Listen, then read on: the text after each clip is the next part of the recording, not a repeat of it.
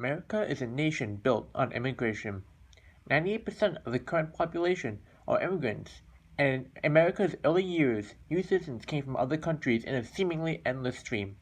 However, Americans soon realized that they had to regulate the population of immigrants, so the first step to immigration limitation was the Chinese Exclusion Act, which banned most Chinese people from entering the U.S. Later on, the Immigration Act of 1924 placed quotas on every country with immigrants. However, this act heavily favored Northern Europeans and placed more severe quotas on Asian, Southern European, and South American countries. To further this in 1960, as the U.S. Citizenship and Immigration Services states, no more than 7% of the visas may be issued to natives of any one independent country in a fiscal year. The per-country limit does not indicate, however, that a country is entitled to the maximum number of visas each year, just that it cannot receive more than that number. Even though the 1964 Immigration Act removed the nationality-based quotas, it ended up favoring higher-skilled immigrants as well as immigrants with family already in the U.S.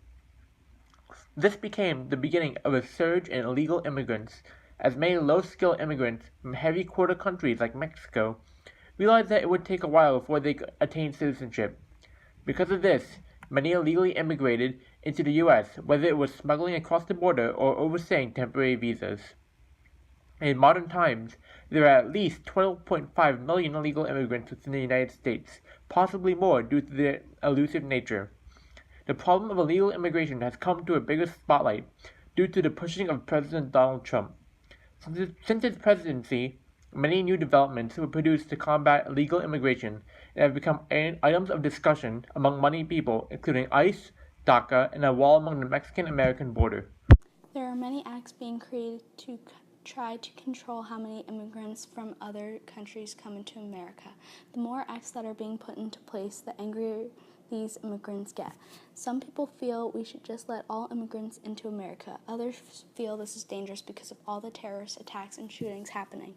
The DREAM Act was created in 2001 by Obama, until he's able to find a way to temporarily block out how many immigrants can come into America. Claire Felter and Danielle Renwick explained the act created for the DACA, Deferred Action for Childhood Arrivals program. Obama characterized the move as a stopgap measure and urged Congress to pass the DREAM Act legislation first introduced in 2001 that would have benefited many of the same people. To go along with this, DACA was created for children who were immigrants to allow them into America. According to the article, the U.S. immigration debate, Felter and Renwick wrote about the background information about DACA. In 2012, his administration began a program known as the Deferred Action for Childhood Arrivals that offers renewable 2-year deportation deferrals and work permits to undocumented immigrants who had arrived at the United States as children and had no criminal records. In 2003, the Immigration and Customs Enforcement was created. It was created to help international and local affairs with immigrants. In February of 2017, President Trump put a ban on the U.S. refugee admissions program for 120 days. For Syrian refugees, this will be in continuation. For Muslim countries in this area, such as Iraq, Iran, and Yemen, their visa was suspended for 90 days. While that is being in place, Mexico is having similar issues. President Trump's opinion is that there should be a wall put up so they cannot come in illegally. Trump also feels that Mexicans there are trouble, terrorists, rapists, drug dealers, etc. While there would be a wall, there would also be guards blocking Mexicans trying to climb over. The main problem people have is the cost to put up this wall. Overall, some of the current acts and bans that are being done are not very helpful. They are just making people angrier and angrier. We need to come up with a way to control how many immigrants come into America. Illegal immigration has been a consistent problem with America for a long time, and at times they have helped and hurt the country. Illegal immigrants are not a small problem by any means, because by the estimates of the Federation of American Immigration Reform, approximately 12.5 million illegal immigrants live in the United States. This huge problem comes with its fair share of pros and cons that will be talked about later, but how did America combat this issue previously? America also created many different policies in order to reduce the number of illegal immigrants and to reduce immigration in general. The first of these major acts was the Chinese Exclusion Act of 1882, which put a federal ban on allowing Chinese laborers from immigrating into the United States. Californians played a large role in attempting to pass this act, blaming the Chinese for wage depression. After the California Gold Rush of 1848, many of the immigrants that arrived to find wealth stayed in large groups by the city. These immigrants were often poor, and as a result, would work more for less pay. As time passed, violence and anger escalated until banning Chinese laborers became national law. Another major act was the Immigration Act of 1924, which greatly impacted immigration in America for the following decade. This act greatly prohibits immigration, allowing only 2% of each ethnicity into the United States. This act also changed the way that the quota system viewed immigration.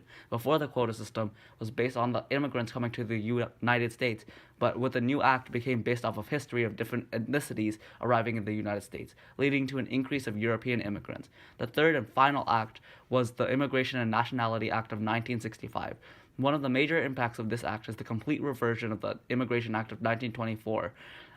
Getting rid of the new way of viewing immigrants based off of history, but instead viewing them through a numerical basis. Immigration now has a restriction of 170,000 from each country and implements a special immigration policy, in which if you are related to an American citizen, you are allowed free access to the United States.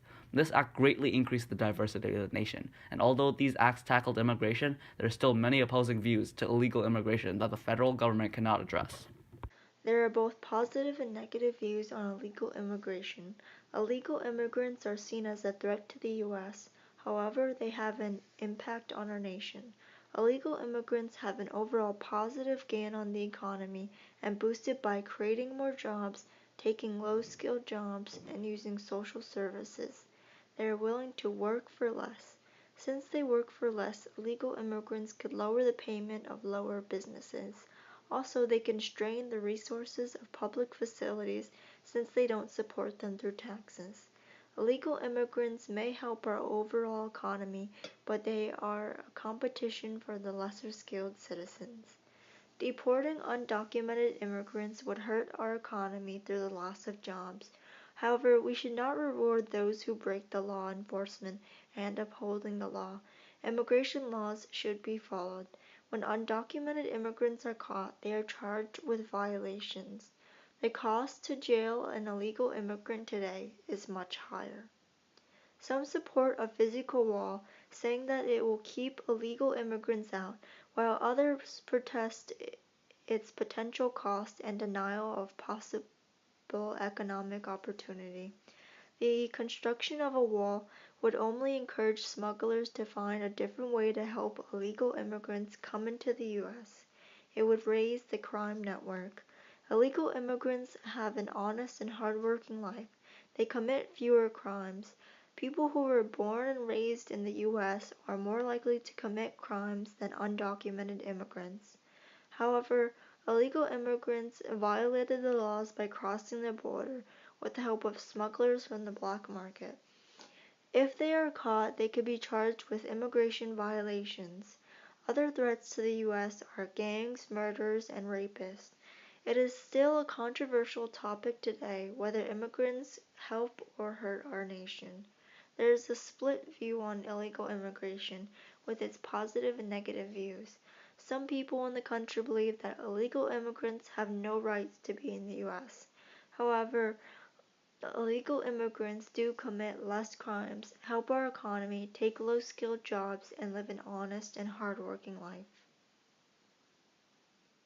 Many possible solutions have been suggested and discussed by the U.S. A possible solution is building a wall for border control. This has recently been suggested by President Donald Trump, and a physical wall would physically block out illegals, but it would cost billions of dollars to construct, man, and provide maintenance for the entire fence along the border.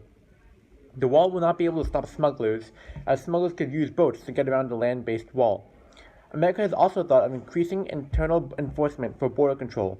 However, only 1,800 police officers have trained with the U.S. Immigration and Customs Enforcement (ICE), and therefore there will be a lack of resources to deal with the millions of illegal immigrants that are in America.